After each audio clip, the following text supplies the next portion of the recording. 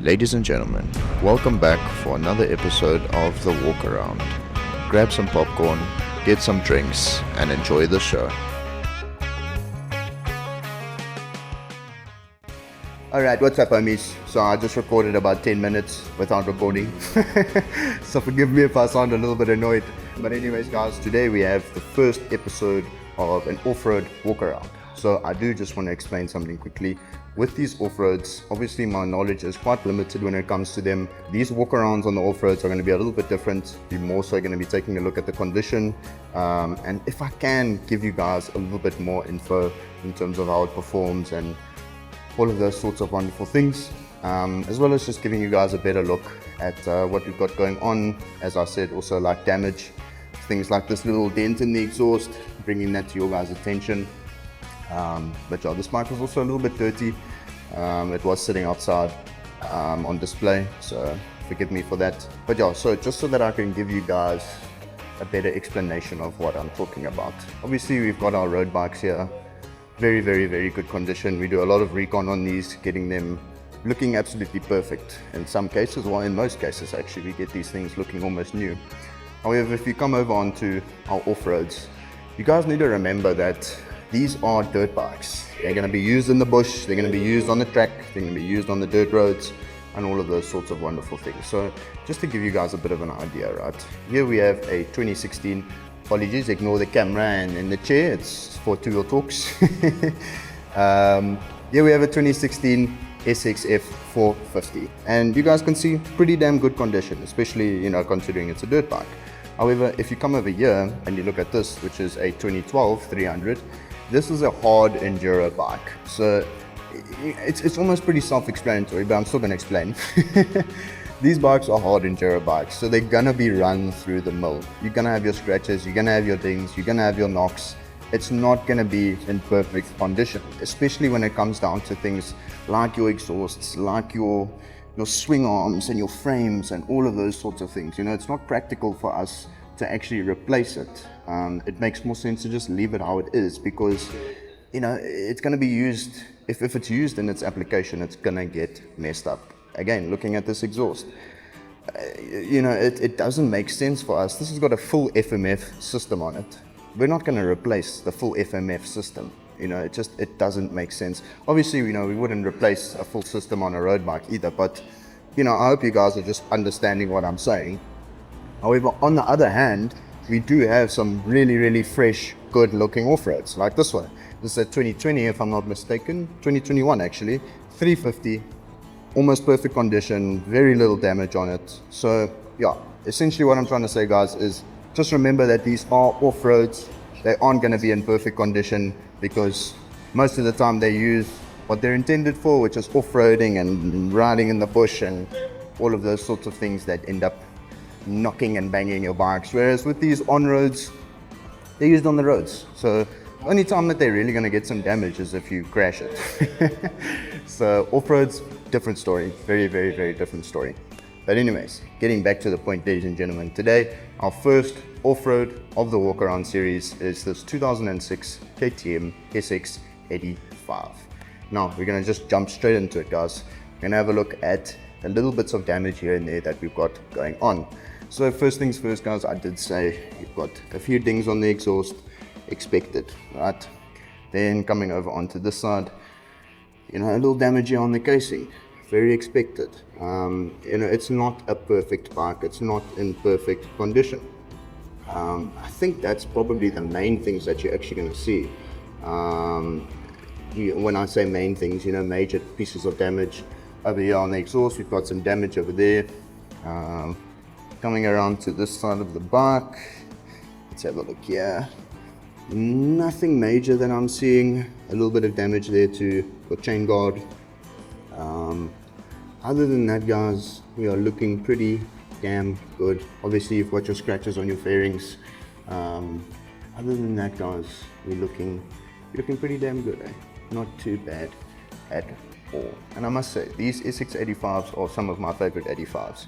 Now, I did say I've got quite a limited knowledge when it comes to dirt bikes. However, I've ridden a lot of 65s and a lot of 85s and a lot of 450s. Okay, so when I can, I'm going to give you guys an idea of how these things perform. Now, I did personally have a KX65 as well as a KX85. Now, to relate those 85s to a road bike, I would say an 85 is going to have your similar torque stats when compared to the likes of an R3, Ninja 400, something like that. Obviously, these things aren't going to go and hit 160, 170 k's an hour like those 300-400s, but the torque is actually quite similar. It's these things, they're not toys. If you want a toy, I would say go and look at the likes of a 50 Mini. Okay, we've got two of them outside, but hello Shelly. Hello Shelly, head mechanic. But yeah, it's don't underestimate these things is what I'm trying to say. I know a fair share of 20, 30-year-olds who have crashed these things, underestimating them. They are very, very powerful bikes for what they are and for the displacement that they are. So yeah, main point being is don't underestimate these little things. They're quite a force to reckon with, if that's the correct wording. Over here on the handlebars, again, got a little bit of damage. These are some nice little lever guards. If you're gonna go through the bushes and stuff in thorny areas, it's gonna protect your hands from those thorns. If you drop the bike, it's gonna protect that lever, it's gonna protect the grip. So we've got a little bit of protection being provided over there, which is very nice. In general, if you're gonna be riding your off-road where it's supposed to be ridden, I would say just put some of these on. Can't go wrong with them. You're gonna save your grips, you're gonna save your levers. Other than that, guys, I'm not seeing any accessories going on. Obviously we've got some nice little spoke covers over there. I think that's an aftermarket shifter. I'm not 100% sure, so I'm not gonna say it for certainty. Pretty basic sticker kit, nothing too crazy. We are getting newer sticker kits in as time goes on. We're actually working with a company called Styling Rides. So yeah, you guys might see you might see a new sticker kit on this as well. This little baby's been with us for a little while. So maybe we'll put a different sticker kit on it or something. These foot pegs, they're on stock. They are definitely aftermarket. They're quite a bit thicker than your normal foot pegs. I can actually show you guys what your normal foot pegs are gonna look like. This is probably a better example over here. This is a KX85 that we just got in. So this is one of the bikes that I used to have. And as you can see, the foot pegs are a little bit smaller. So those foot pegs are definitely not stock. But yeah, Mia, no employee, look at the camera, smile. Really? I think that's about it, eh? Something I can talk about. What sort of age range are you gonna look at when it comes to buying one of these things? How old do you need to be? What's your recommendations? In my opinion, look, I was riding my 65 when I was about 8 years old. So bear in mind, I was racing at that point, but I think as an 8, 9, 10-year-old, you can get onto one of these. How long is an 85 gonna last you? I had my 85 until I was about 12, but I did stop riding it when I was 10 years old. So 125s, that's what you're gonna start looking at when you around about that age range. But what's the oldest kind of, let's look at it like that, Can you, as a 40-year-old man, ride this thing? Yes, you can. Is it recommended? Probably not. If you're trying to buy your kid their first bike, I would say 14 is the limit. 14-year-old kids nowadays are quite big. So I would say 14-year-old, because then they can ride it for about a year, and then they're gonna have to start looking at a 125. You can get 85 big wheels, which means they just sit a little bit higher off the ground. But I mean, these compared to a 125, there's quite a big, There's quite a big difference. Again, excuse all of this, we're actually filming two-wheel talks, but here we have an 85. So I would say it's close to being about 70% bigger.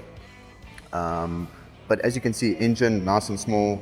However, the power difference between this and that it's night and day. But this is a 125, that's the sort of thing that you're going to be looking at when you're about 13, 14, somewhere around there, guys. So I don't want to say, if you're a 12-year-old, don't buy this bike, or if you're a 16-year-old, don't buy this bike. With these dirt bikes, it also really depends on what you're going to be doing with it. If you're a 16-year-old and you're like, I want to race, no, this is not the bike for you then. So it's very dependent on your size, your weight, your maturity level as well. I mean, even if I had a 12-year-old, I would be trying to push him onto a 125 because it's just going to last him a little bit longer. So I would say anywhere between the ages of 10 and 14 you know, that's your age range. Anything younger than 10, you know, they might not fit on it. If you got racing experience, different story. So yeah, if your son or daughter wants to get into dirt biking and they're between the ages of about 10, 14, maybe 15, then yeah, this is most likely the bike for you. If it's not, you've also got the KX85 that's just come in, and we've actually got 2 RM85s. But yeah guys, other than that, that's it from me today guys. I'll wrap things up here. We've got a lot of walkarounds to get through today. I think we're gonna try and do about another maybe 6 or 7 other bikes. So yeah, anyways, that's it from me today guys. I hope you all enjoyed the video. I'll catch you guys all in the next one. Peace.